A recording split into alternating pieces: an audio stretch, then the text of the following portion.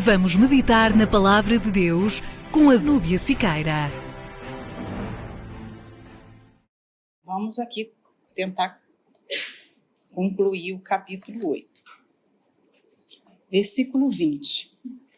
Lembra que nós tivemos a atitude de Simão. E agora nós vamos ver a reação de Pedro face àquelas palavras. Mas disse-lhe Pedro: o teu dinheiro seja contigo para a perdição, pois cuidaste que o dom de Deus se alcança por dinheiro. Eu acho que aqui surgiu aquela frase assim, não sei se vocês conhecem: vá para o inferno com o seu dinheiro. Em outras palavras, se eu fosse parafrasear aqui, não parece? O seu dinheiro seja contigo para a perdição. Então, perdição aqui é o inferno. Vá para o inferno com o seu dinheiro, né?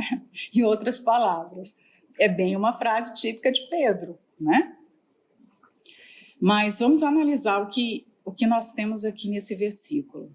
Primeiro, vamos pensar em Pedro. Simão tentou corromper a Pedro porque esse era um mecanismo que ele costumava usar. Ele já devia estar acostumado a oferecer contrapartidas para as pessoas. Então, ele só deu continuidade àquilo que já era uma prática comum, corriqueira para ele. Mas, por mais que a corrupção seja algo comum, ela sempre acaba, ela sempre é cortada, esse ciclo é sempre abortado quando alguém não se corrompe. Nós vivemos num tempo que há corrupção em todos os segmentos. Se você olhar a corrupção no meio dos políticos, no meio dos médicos, a corrupção em todos os segmentos. Mas essa corrupção se alastra porque há esse potencial da maldade dentro das pessoas. Se a pessoa não é corruptível, se ela não é dada aquilo, ela pode até receber a oferta, mas ela não vai se corromper.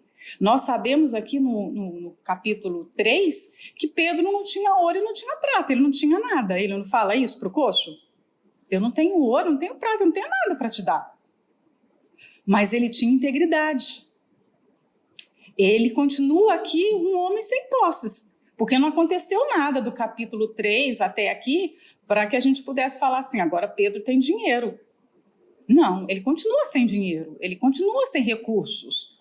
Nenhum púlpito para pregar eles não tinham uma igreja para pregar. Mas ele é um homem íntegro, ele é um homem fiel. Então, olha, vá para o inferno você com o seu dinheiro, porque eu não vou ficar com o seu dinheiro, eu não vou me corromper por causa desse dinheiro. Então, nós não podemos aqui também analisar só o que Simão fez. Nós precisamos analisar essa pessoa que não se deixa ser corrompida. Normalmente, aí fora, existe um ditado que se fala para todo mundo, né? Todo homem tem seu preço. Todas as pessoas têm seu preço. Todas as pessoas se vendem por alguma coisa. Ou por reputação, ou por dinheiro, né? Ou para se dar bem de alguma forma profissionalmente. As pessoas acabam se deixando levar por alguma vaidade, por alguma ambição e se entregam a quem facilita esse processo. Mas quando essa pessoa tem integridade, ela não está à venda. Só que são poucos, são pouquíssimos no mundo hoje de tantas contrapartidas. Quem vai ter coragem de falar isso? Eu não quero o seu dinheiro, eu não quero esse benefício. Porque, às vezes, não quer dizer só o dinheiro, é um benefício. Mas o que você vai ter que fazer para ter aquele benefício? Quais os princípios que você vai deixar, vai abandonar para poder ter aquela recompensa? Então, Pedro aqui é esse homem que não aceita a corrupção. Era como se Simão tivesse pensado, epa, calculei mal. Esse aqui não é daqueles que eu estou acostumado. Ele estava acostumado a fazer isso com as pessoas. Para chegar até um apóstolo, para corromper dessa forma, dando o dinheiro, dando a prata, é porque era algo comum para ele. Só que, de repente, ele deve ter pensado assim, fiz mal. Aquelas pessoas que pecam, nós já vimos casos de pessoas que pecam, e elas falam assim, mas eu estava no lugar errado, na hora errada. Foi um deslize. Eu creio que Simão deve ter pensado isso. Ele não viu a gravidade do seu ato. Ele deve ter imaginado assim, poxa, foi mal, né? Foi mal. Eu vou ter agora que consertar isso aqui. Mas no segmento da repreensão que o Espírito Santo dá a ele através de Pedro, ele vai ver que não foi um deslize.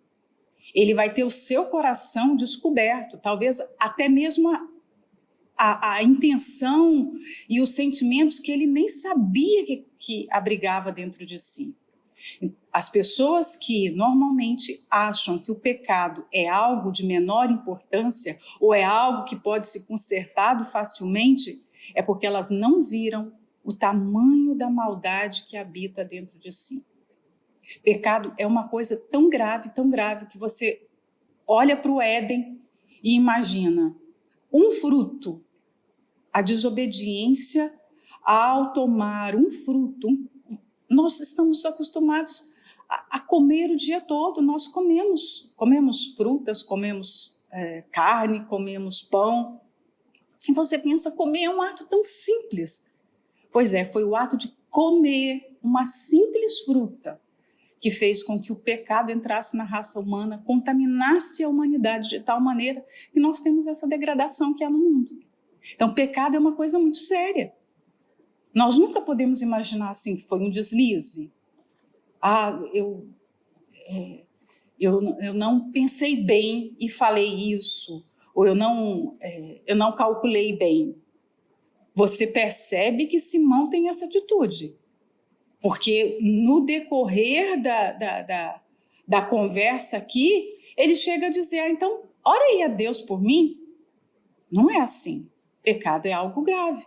Por isso que Pedro fala, olha, o seu dinheiro vai ser para a sua perdição. Esse dinheiro vai ser um laço para você. E o dinheiro para perdição, eu até apontei isso aqui porque nós precisamos falar disso num tempo em que as pessoas querem ganhos muito fáceis. E o diabo, percebendo essa inclinação humana, ele até oferece. Hoje parece que é muito fácil ganhar dinheiro, né? Ganhar qualquer tipo de recompensa. As pessoas têm uma rede social e quanto mais seguidores ela tem, mais massa de manipulação para fazer dinheiro. As pessoas pegam a palavra, e vamos nos ater aqui de repente ao mundo evangélico, né? Elas pegam a palavra, não é para compartilhar, peraí, deixa eu ver, poxa, que palavra maravilhosa, isso me abençoou, isso tocou na minha alma. Ela percebe a preciosidade primeiro daquela palavra, aquela palavra passa por ela, a abençoa, e aí depois ela pensa em compartilhar. O processo de uma vida espiritual saudável, de um cristianismo autêntico, é esse. Mas hoje se abre a Bíblia para ver, peraí, o que eu vou falar que dá certo? O que eu vou falar? Vou fazer um vídeo, vou falar isso porque dá views, dá curtida, dá engajamento. As pessoas compartilham não porque aquilo vai ser uma bênção para o outro. Aquilo vai trazer recompensa para ela. Então, são bens ilícitos. Tudo que se conquista hoje com essa intenção, com esse objetivo, é uma recompensa ilícita que vai servir para a perdição. Então, aquele dinheiro de Simão era um dinheiro que vinha da magia. Toda a vida financeira dele se apoiava nos truques, na feitiçaria que ele fazia. Então, era um bem ilícito. E qualquer bem ilícito, no final, vai servir de laço para aquela pessoa. E nós temos que falar isso, porque muita coisa que é tida hoje como normal, como legal, permitida, todo mundo faz, não significa que aos olhos de Deus é puro, é santo, é honesto. Há uma diferença enorme.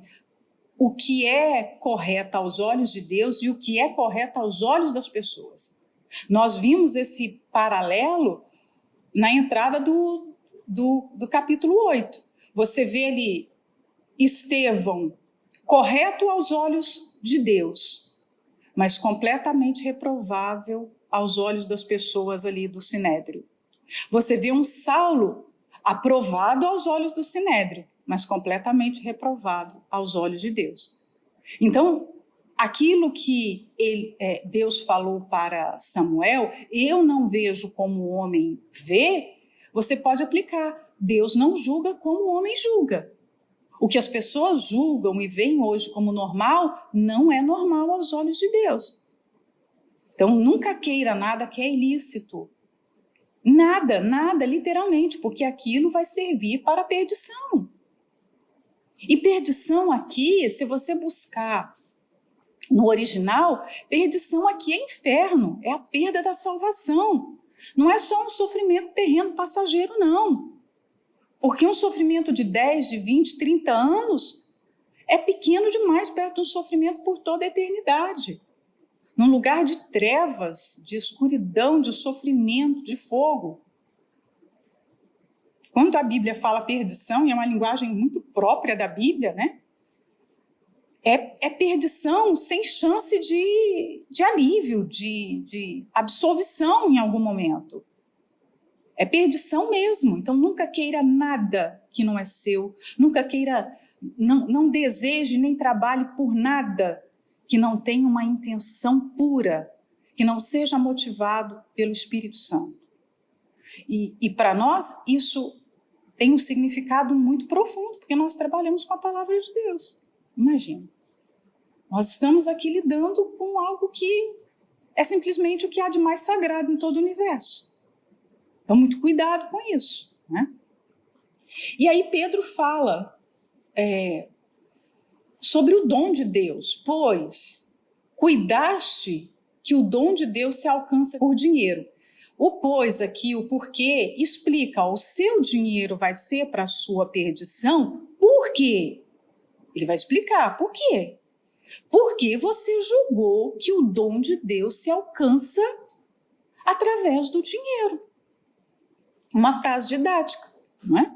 Uma frase muito forte e muito autoexplicativa. Dom de Deus significa o favor dele. Dom é um presente, é algo que Deus oferece que não tem preço. Não tem como você barganhar e tentar conseguir de uma outra forma. Presente é algo que a pessoa dá por livre e espontânea vontade. Então, dom é isso. É uma dádiva que ele dá. E ele dá através do relacionamento que as pessoas têm com ele. Você pega um presente e dá para uma pessoa desconhecida na rua? De repente, compro um lindo anel, um caríssimo anel, e eu saio aqui agora pela Egas Muniz e vou procurar alguém e dou esse anel. É assim? Não. Se eu comprei algo que é custoso, que tem uma estima, tem um sacrifício ali, eu já compro aquilo pensando naquela pessoa presente, não é assim? Ou você compra sem saber para quem você vai dar? Não, você compra e já tem um destino, você pensa na pessoa, no gosto da pessoa. Então, dom é um favor de Deus, um presente que ele tem para a pessoa. Então, o presente vem pelo relacionamento, pela espiritualidade correta. Não é uma espiritualidade falsa. Nós vemos um Simão aqui que havia se batizado, que caminhava com Filipe, ficava de contínuo com ele, como fala aqui o texto bíblico. Ele ficava o tempo todo ao lado de Filipe. Mas o Simão que não desenvolveu uma espiritualidade saudável. correta, sincera, verdadeira. E aí nós devemos fazer aquele exercício. Qual é a nossa espiritualidade? Qual tem sido? Aquela que nós desenvolvemos na nossa mente e achamos que é correta, né? Porque cada pessoa é um mundo em particular. Cada ser humano que está andando hoje, você consegue ver, um mundo está ali dentro daquela pessoa. Porque ela tem os seus padrões, ela tem as suas opiniões, ela tem os seus conceitos, seus pensamentos. Então, espiritualidade é aquilo que a Bíblia chama, aquilo que ela define como espiritualidade, ou é o que eu imagino como espiritualidade? Imagina. Agora, vamos raciocinar. Se Deus fosse nos julgar pelos nossos próprios padrões, já seria difícil passar no julgamento dele. Porque em algum momento nós caímos e nós nos tornamos reprováveis até para os nossos próprios padrões. Aquilo que nós falamos para as pessoas não fazerem, aquilo que nós ensinamos os nossos filhos a não fazerem, que nós orientamos as pessoas a não fazerem, em algum momento a gente faz, em algum momento a gente erra, em algum momento nós somos tentados e talvez nos inclinamos para aquilo. Então, se nós usássemos os nossos próprios padrões para nos apresentar diante de Deus e Ele fosse nos julgar por eles, nós já seríamos reprovados. Porque nós nem somos tudo que nós falamos ou apresentamos que nós deveríamos ser, né? Falamos para as pessoas ou nós definimos como, olha, uma pessoa de Deus faz isso, é assim, fala assim. Se existisse agora, eu gosto de fazer isso, né? Porque eu fico me imaginando assim. Se existisse agora um buraquinho na fechadura do seu quarto, da sua casa, e que desse possibilidade das pessoas observarem você durante 365 dias ininterruptos, o que elas veriam? Uma pessoa que faz exatamente aquilo que prega, que age, que reage, que pensa, e elas conseguissem mergulhar na sua mente. Aquele buraquinho da fechadura ia dar poder também para elas verem o que você está pensando, o que você está sentindo. O que você sentiria? Você estaria aprovada? Mediante os seus padrões. Os seus padrões. Não estou falando nem dos padrões das Escrituras. Mediante o seu padrão. Não, nós não somos tudo que nós falamos que somos. Nós não somos tudo que nós achamos que somos.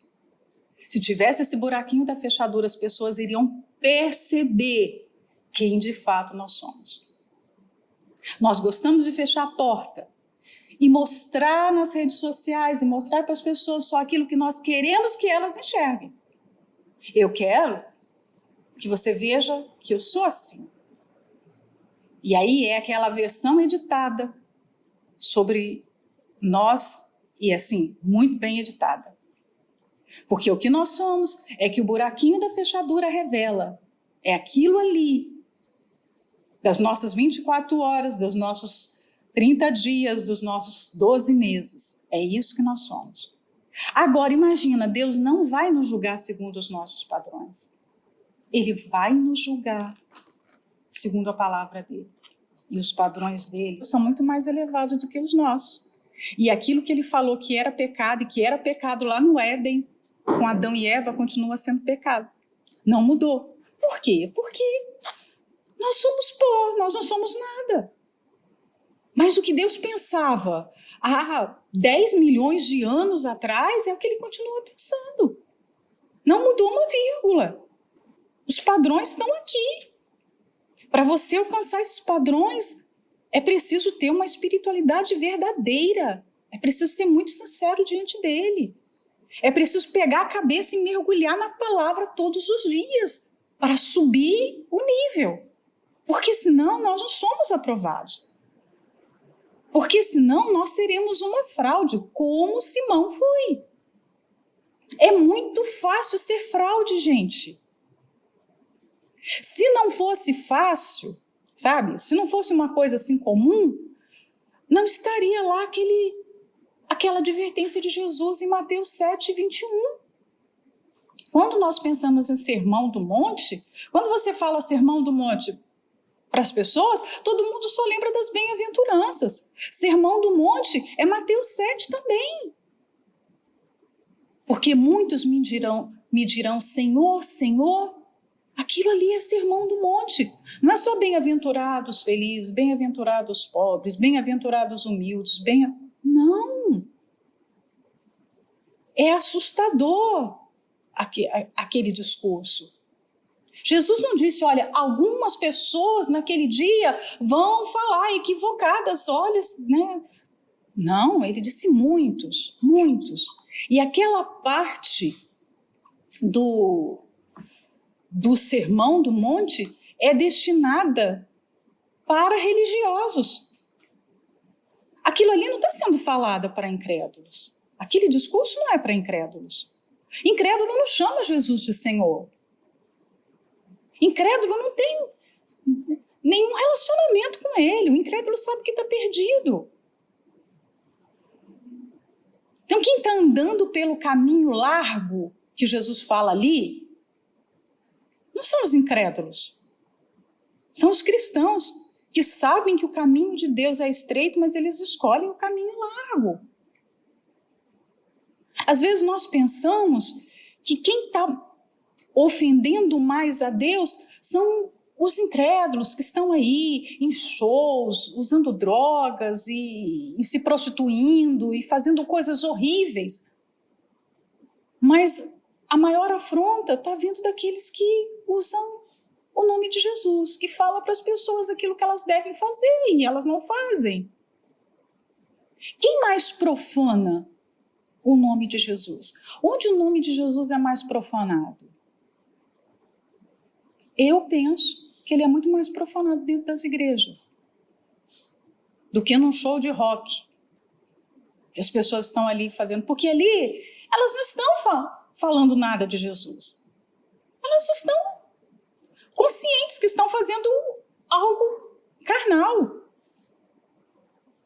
Mas e os que estão dentro da igreja, chamando de Senhor, Senhor e fazendo a sua própria vontade? Isso é pior do que um palavrão. Viver assim é viver muito pior do que injetar drogas, do que falar palavrões, do que se prostituir. Viver uma vida de farsa. Viver uma vida de mentira. Então nós precisamos buscar a verdadeira espiritualidade. Buscar esse nível que está aqui. O nível de Deus está aqui. Se eu não alcanço nem o meu padrão, o padrão que eu falo que as pessoas devem seguir, imagina alcançar o padrão de Deus. Né? Imagina. Tudo nesse mundo tem as suas contrapartidas. Tudo. Né? E eu falo isso baseado naquele acontecimento de Geazi. Lembra daquela passagem que fala de Naamã? Naamã era o general do exército da Síria, um homem importante, um homem de posses, e ele vai para Israel para ser curado. E Eliseu manda-o mergulhar no Rio Jordão, ele é curado, tem aquela história toda, né, que você já conhece, ele é curado. E Naamã está tão grato por ter sido curado daquela lepra, que ele quer oferecer os seus presentes, ele quer dar as suas recompensas. Olha só, obra de Deus e recompensas. Jesus disse que a obra é dele, então só ele recompensa. A recompensa na obra de Deus deve vir só dele. Mas muitas vezes há recompensas aqui, nesse contexto terreno. Mas quem está interessado nas recompensas terrenas tem o mesmo caráter de Simão, né, que é a glória desse mundo, de Geazi. Geazi é o homem que não... Como assim? O profeta não vai aceitar esses presentes? O profeta não vai querer essas vestes, essa prata, esse ouro? O profeta vai deixar Naamã embora com tudo isso? Então, recompensa e obra de Deus são duas coisas que a gente tem que estar sempre atento. Porque a recompensa pode vir através de um elogio, pode vir através de um presente, a recompensa pode vir através de qualquer benefício. E ai de nós se nos deixarmos corromper por isso. E a Bíblia fala que a lepra de Naamã passou para ele. Imagina isso, não é? A lepra de Naamã, aquela podridão que havia em Naamã, passou para ele. Porque ele se deixou corromper. Então, cuidado com onde nós colocamos os nossos olhos. Na recompensa aqui ou na recompensa celestial. Porque Jesus prometeu recompensar. Ele disse que vai recompensar até um copo d'água que a gente fizer para ele. Então, nós temos que esperar a recompensa dele. Há tentação para ter recompensa nesse mundo? Há tentação pelo aplauso, há tentação para ter o nome reconhecido, há tentação, sim. Mas você mostra a sua integridade quando você é tentado e não cai na tentação. Então, muito cuidado com as contrapartidas na obra de Deus. Só um recompensa o que é feito na obra, que é Deus. Só Ele. Né? E o dom de Deus não se compra com dinheiro, mas se alcança através de um relacionamento com Ele. Isso aqui tem que ficar bem claro, né? O dom de Deus não se compra, não se consegue com barganha, se alcança pela espiritualidade verdadeira. O 21, Pedro diz: tu não tens parte nem sorte nesta palavra, porque o teu coração não é reto diante de Deus. Ou seja, você não tem parte nesse evangelho. Você não tem parte nessa palavra. A palavra que é evangelho, é ministério. Você quer fazer parte desse ministério, mas você não vai ter. Você não é digno desse ministério. Você não é digno desse evangelho, você não é digno do Espírito Santo. Gente, isso aqui é a mesma coisa de falar assim, você está excluído. É uma palavra dura. Né? Você está excluído. E aí vem de novo a explicação. E por que é que você está excluído desse privilégio? Por quê? Porque o teu coração não é reto diante de Deus. Está aqui a explicação. Não é porque Deus é um ser cheio de capricho. Você não tem parte no ministério. Por quê? Porque Deus não quis. Não. Você não tem parte por causa do seu coração. Então, o coração é uma condição para que as pessoas tenham o privilégio de servir a Deus. O coração aqui é um requisito inicial. Pedro está dizendo, você não tem parte porque o seu coração não é reto diante de Deus. E eu lembro que em Juízes nós tivemos uma passagem também que fala reto diante de Deus, e é algo muito comum na Bíblia. E é interessante, tem até um rei também, né? Que fala, que fala mais ou menos nesse contexto aqui. E vale a pena a gente meditar aqui, porque uma coisa é ser reto aos olhos das pessoas. Outra coisa é ser reto aos olhos de Deus. Muita gente pode estar agora sendo considerada como íntegra e como reta. Mas é só porque o pecado dela ainda não foi descoberto. Ela é reta aos olhos de todos, porque o que ela faz no secreto está escondido, está ali, guardado. Porque quando isso vier à tona, toda aquela reputação vai cair por terra. Então, uma coisa é ser reto aos olhos de Deus. É bem diferente do que ser reto aos olhos dos homens. Os homens estão limitados. Nós conhecemos muito pouco das pessoas, porque o que nós sabemos é aquilo que elas apresentam editado. Mas Deus não vê edição alguma. Ele vê quem nós somos de verdade. Né? Ele vê as intenções do nosso coração. todo coração é torto por natureza. Todo coração, o meu, o seu, de toda a humanidade. O coração é torto por DNA adâmico. Todo coração não é reto aos olhos de Deus. Por isso que há a regeneração, o processo do novo nascimento, o processo de mudança de coração. Essa é uma etapa que nenhuma pessoa pode pular na sua vida cristã.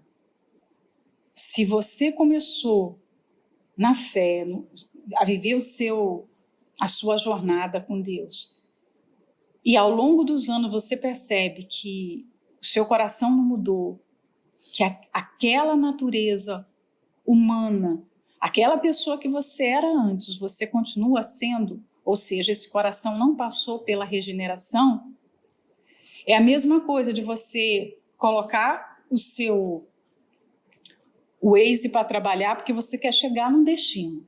Por exemplo, eu quero chegar, eu estou aqui no Porto e eu quero chegar em Évora e eu não sei o caminho, mas eu vou colocar o Waze e vai me levar. Eu coloco o endereço, eu quero ir para esse lugar e eu começo, eu vou dirigindo. Eu estou confiante que eu vou chegar em Évora e de repente, depois de 4 horas, eu chego talvez lá em Vigo, sentido oposto. É isso que acontece com uma pessoa que está dentro de uma igreja. Ela pode estar servindo a Deus, ela pode ter título, posição, conhecimento bíblico. Se ela não passou pela regeneração, ela vai chegar em um outro lugar. Jesus contou uma parábola de um homem que, não sei se vocês se lembram, eu não me lembro agora a referência, mas que ele chegou no céu, ele chegou na grande ceia e ele estava no meio dos convidados. E de repente o dono das bodas chegou para ele: mas como que você entrou aqui? Você não tem a veste nupcial. E aí ele é tirado daquele lugar e lançado fora. Claro, não é que as pessoas vão conseguir chegar ao céu. Essa parábola não quer dizer isso. Você vai conseguir chegar no céu e depois você é um penetra no céu, como as festas hoje tem penetras e depois alguém te tira de lá porque você é um penetra. Não, Jesus está querendo dizer que ninguém entra no reino dos céus sem passar pelo novo nascimento. O novo nascimento é uma condição. Tem que ter a mudança do coração. A natureza adâmica não tem parte no reino de Deus. Por isso que eu não posso ficar aqui 1 ano, 2 anos, 5 anos, estou indo para o céu e de repente, cheguei em outro lugar. É isso que Mateus 7 fala.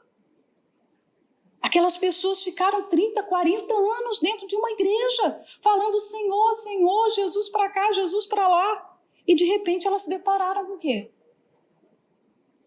Senhor, o Senhor está falando apartai-vos do Senhor? O Senhor quer a gente longe do Senhor? O Senhor está mandando a gente se afastar do Senhor? Não, o Senhor está equivocado, olha tudo que eu fiz. Eu curei, eu libertei. Não, você chegou em outro lugar. Você foi para outro lugar, você ignorou todas as placas. Essa meditação, as reuniões, às vezes que você pega a Bíblia, que o Espírito Santo fala, são sinalizações que, olha, está mostrando o caminho. Se você ignora os avisos, você continua dirigindo, está falando que aqui vai dar em Vigo, mas você quer continuar nessa estrada. É uma loucura. Você quer chegar no céu, mas você está percorrendo um caminho que não vai para o céu. Era o que Simão fazia. Ele está andando na direção oposta, mas é cristão, é batizado. Fala o crentez fluente, né? Mas agora Pedro fala, você vai para a perdição. Por quê? Porque o seu coração é torto, o seu coração não passou pela regeneração. Não é o que você faz consigo mesmo, porque isso também É um engano, as pessoas acham que mudança é aquilo que você impõe do lado de fora para dentro. Mudança verdadeira é de dentro para fora. É muito fácil você fazer as mudanças do lado de fora. Todas as pessoas conseguem fazer algumas... elas conseguem transformar o seu comportamento de alguma forma. Mas a verdadeira mudança, ela segue esse processo. É de dentro para fora. Essa é a mudança que o novo nascimento produz, né? E sem o sangue de Jesus, todo coração vai ser visto por Deus como torto. Você passa pela regeneração e todos os dias você vive uma comunhão debaixo desse sangue. Uma preciosidade que nós temos, e eu agradeço ao Senhor Jesus todas as vezes que eu participo da Santa Ceia, né? Porque participar do pão e do cálice é o banquete de Deus. É um dos presentes que Ele nos dá para a gente se lembrar. Nós precisamos desse sangue, esse sangue que nos cobre. É esse sangue que faz o nosso coração ser reto aos olhos dele. Sem esse sangue, o coração é apenas uma fonte de maldade. Eu coloquei aqui alguns versículos. Um coração não é reto para com Deus quando ele não tem uma fé verdadeira. A fé não é genuína, a fé não é sincera. A fé não sincera é aquela fé teórica, cognitiva. É aquela fé que você racionaliza. Não, fé é isso. Então tá bom, eu tenho essa fé. Não, fé é algo espiritual. Fé é o poder de Deus dentro de nós. Não é algo cognitivo. Não é algo que você simplesmente diz que tem. Então, isso está em Hebreus 11:6. O coração não é reto quando a pessoa está ansiosa para ter algum ganho através da sua vida espiritual. O seu maior desejo é lucrar alguma coisa através do que ela está fazendo. Seja através a prática da sua oração, a prática do seu jejum, a visita que faz a uma pessoa doente. Há dentro dela mesmo que seja pequeno, mas aquele desejozinho de lucrar alguma coisa com aquilo, né? Isso não é legal. 1 Timóteo 6:5. O coração não é sincero quando o maior desejo não é a salvação. O nosso maior desejo, aquilo que pulsa mesmo, que tem que latejar no nosso ser de dia e de noite, é o desejo pela vida eterna, pela salvação. Qualquer outro desejo que ocupe esse lugar faz o seu coração ser torto aos olhos de Deus, né?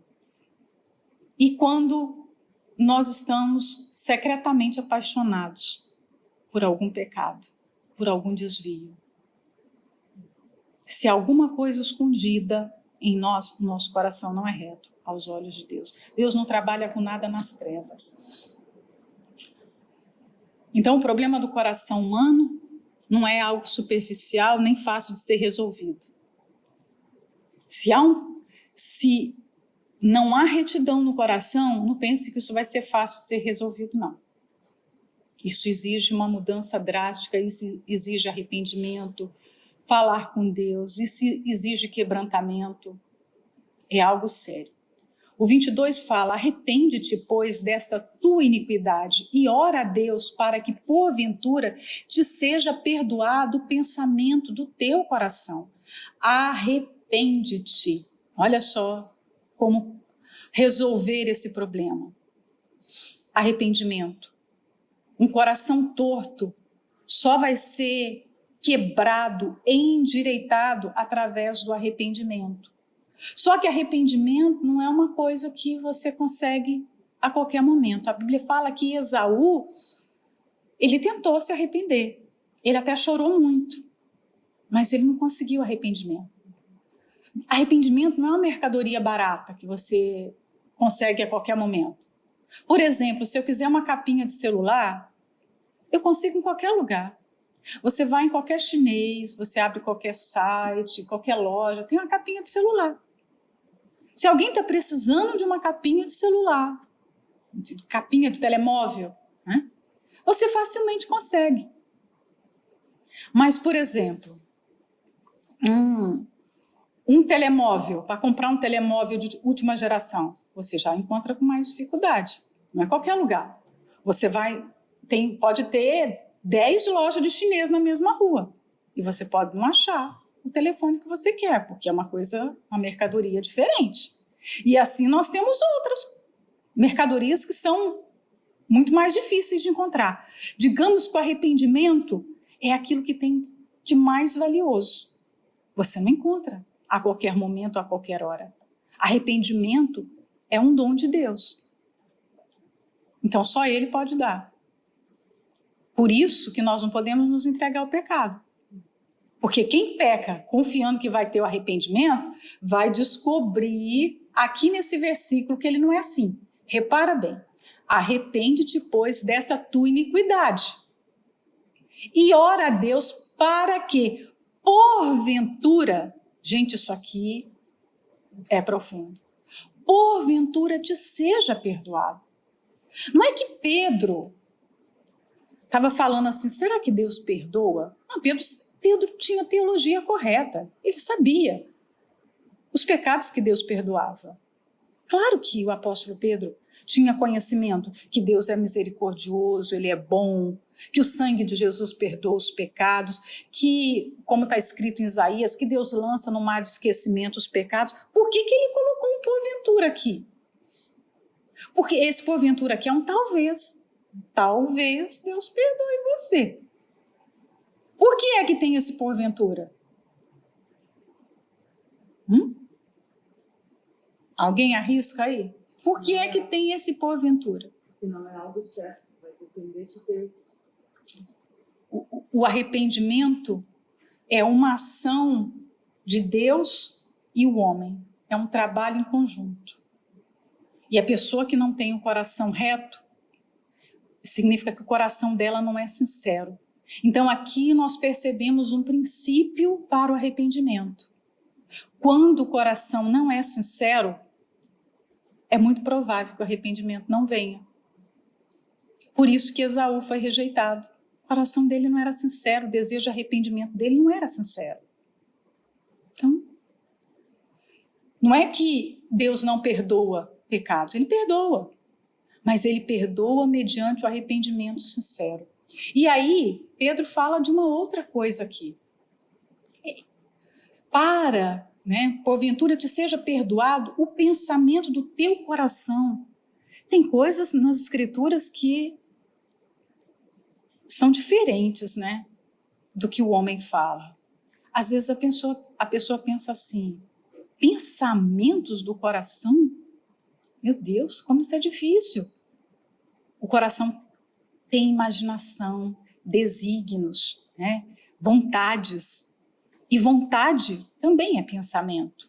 E isso está lá em Gênesis 6:5. Né?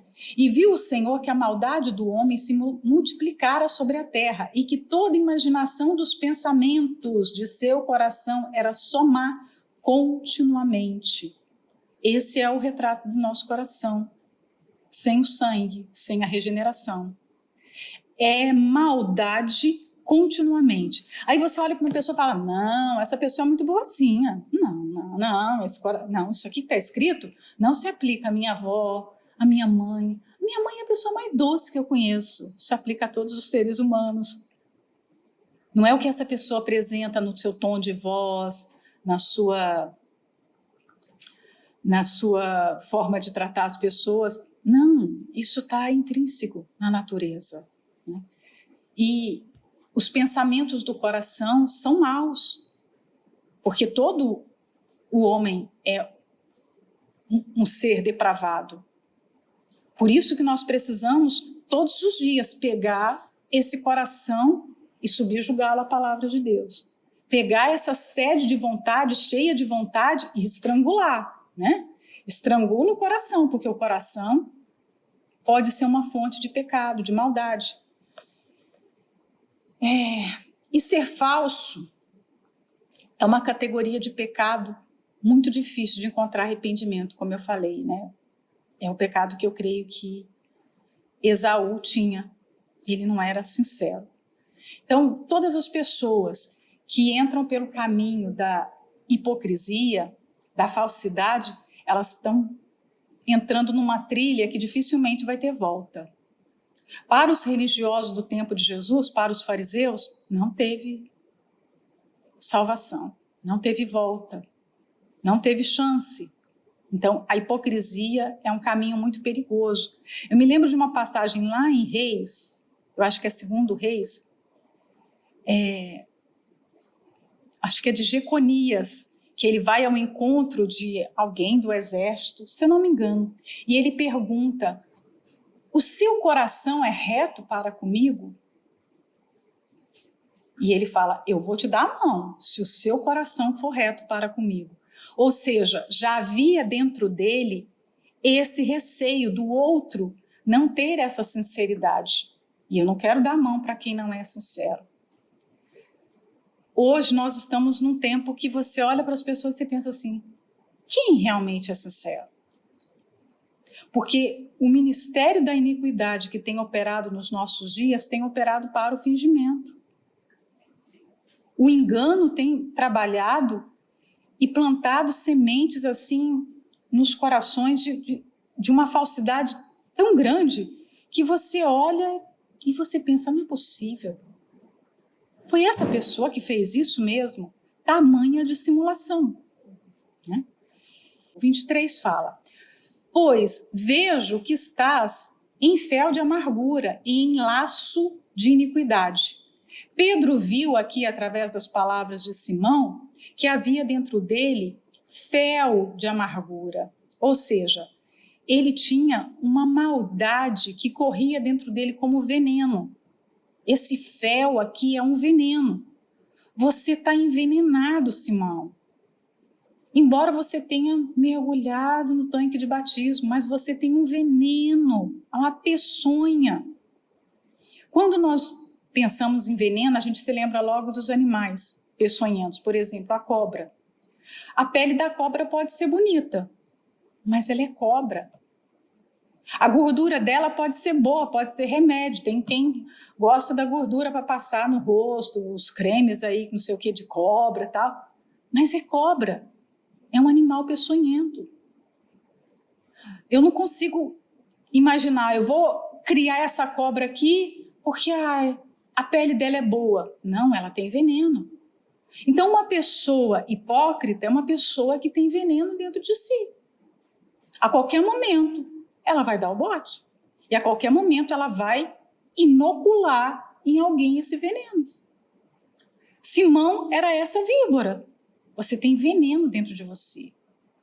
Fel de amargura. E fala, e você está envolvido num laço de iniquidade, né? Ou seja, você está preso no grilhão da maldade, você está cadeia. O laço aqui é algo, olha, você foi preso já. Você está numa cadeia. Você está dominado por grilhões. Mas não era um homem livre, não era um homem que andava para lá e para cá, mas a alma era presa. Muita gente que nós vemos hoje que parece que a pessoa tem liberdade. Não, ela é espiritualmente cativa. Cativa dos seus desejos, cativa dos seus segredos, dos comentários que faz, das amizades que tem, do que vê, do que assiste. Ela é cativa, né? Ela está presa num laço de iniquidade. E agora, para a gente terminar. Respondendo, porém, Simão disse, depois disso tudo, eu até que li rápido aqui tudo que Pedro falou. Se eu pudesse, eu ficava mais tempo. Mas depois disso tudo, olha só o que esse homem vai falar. Imagina, ele ouviu Pedro falar essas coisas todas. O normal de uma pessoa que tem um pouquinho de sensatez era chegar e falar o quê? Meu Deus, tenha misericórdia de mim. Pedro, isso eu vou mudar. Era se ajoelhar, era correr para tentar se consertar, para tentar esse arrependimento de alguma forma. E aí ele fala, orai vós por mim ao Senhor. Mas Pedro não fala no versículo aqui, 22, ora ao Senhor. Você ora, você vai resolver o seu problema. Mas o que é que Simão? Não, ora aí você por mim. Ele não quer nem se dar o trabalho de orar para resolver o problema que ele tinha. Ele estava num grande problema. E ele tem coragem de pedir para que Pedro e João orassem por ele. Vocês não podem dar uma mãozinha e resolver o meu problema? Realmente era uma pessoa cheia de maldade. Era uma pessoa que não tinha nascido de novo, não tinha espiritualidade alguma. Pedro tinha acabado de falar, ora, fala com Deus, vá buscar o arrependimento. Você está na pior condição que uma pessoa pode ter. Aí ele vai lá, não dá para vocês orarem por mim não, hein? Será que a oração de alguém conserta coração torto? De um cristão que está errando conscientemente? Tem oração nesse mundo que pode consertar um coração torto desse jeito? Não tem. E aí, olha só o que é que ele vai pedir. Ele erra 2 vezes. Ele erra porque ele vai pedir oração. Né? Não era para ele pedir oração, era para ele orar. E ele erra por quê? Ele tem intenção de quê? Para que nada do que dissestes venha sobre mim. Ele quer evitar a consequência do pecado. Se ele ainda tivesse falado assim, ora por mim para que eu me converta, ora por mim para que eu me arrependa. Não, ora por mim para que nada disso aconteça, tá bom? Para que eu escape. Para que Deus mude de ideia. Para que Deus me veja diferente.